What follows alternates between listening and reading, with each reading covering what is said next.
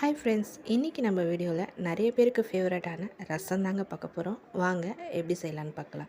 அதுக்கு முதல்ல ஒரு 2 டேபிள் ஸ்பூன் மிளகு, 1 டேபிள் ஸ்பூன் சீரகம், ஒரு பெரிய பல் அளவுக்கு பூண்டு, கொஞ்சமாக மஞ்சத்தூள், ஒரு 4-5 வரமிளகா, கொஞ்சம் கொத்தமல்லி சேர்த்து நல்லா கொரகொரப்பாக அரைச்சி எடுத்துக்கோங்க.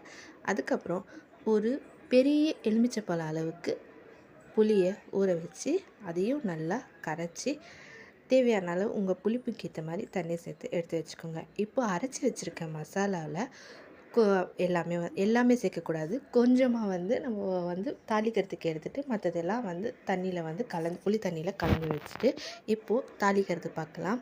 முதல்ல 2 டேபிள் ஸ்பூன் எண்ணெய் விட்டு அதில் காஞ்ச மிளகா 2 கிள்ளி சேர்த்துக்கோங்க. அதுக்கப்புறம் 1/4 டேபிள் ஸ்பூன் கடுகு, ஒரு 4-5 பல் பூண்டை நல்லா நசுக்கி சேர்த்துக்கோங்க. பூண்டு எவ்வளோ சேர்க்குறீங்களோ அவ்வளோ ரசம் டேஸ்ட்டாக இருக்குங்க.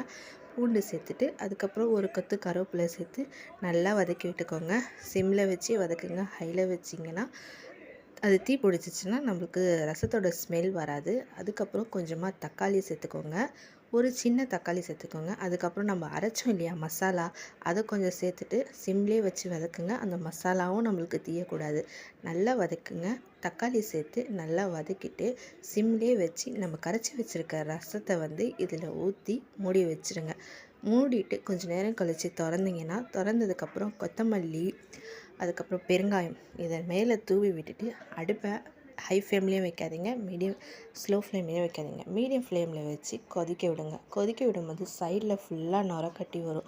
அப்படி நுரக்கட்டி வந்ததுக்கப்புறமா ஸ்டவ்வை ஆஃப் பண்ணி ஒரு கிளறிட்டு சுட சுட சாப்பாடில் ரசம் ஊற்றி சாப்பிடுங்க.